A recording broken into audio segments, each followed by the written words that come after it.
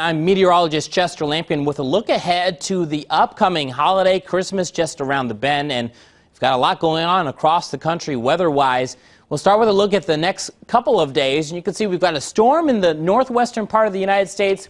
Pacific Northwest getting hammered on the coast there with a lot of rain and some much needed snow for parts of the mountains from Oregon back into Washington over the next couple of days. That'll continue to be the case as that storm slowly moves off to the east.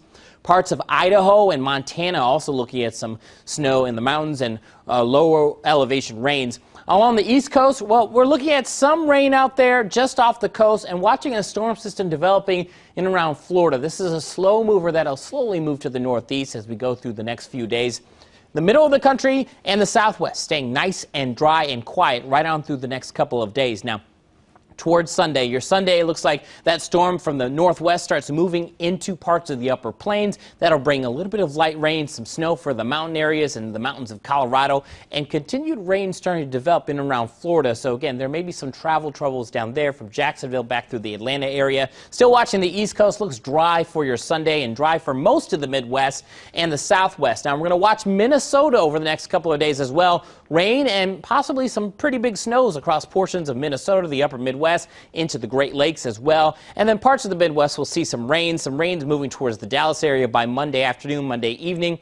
And the East Coast, again, that slow-moving storm finally starting to gather some strength will cause some problems towards the Christmas Eve holiday. And the Northwest looking at another storm moving in towards Christmas Eve and eventually Christmas Day. This is a 7-day plot of potential snows. As you can see, the heaviest snow will be in the upper Midwest, Wisconsin, Minnesota, and the UP of Michigan, and of course the mountain areas from Idaho and the Bitterroot Ranges back into parts of the Colorado Rockies. Also some snow for parts of the Northwest, the Pacific Northwest, much needed snow there.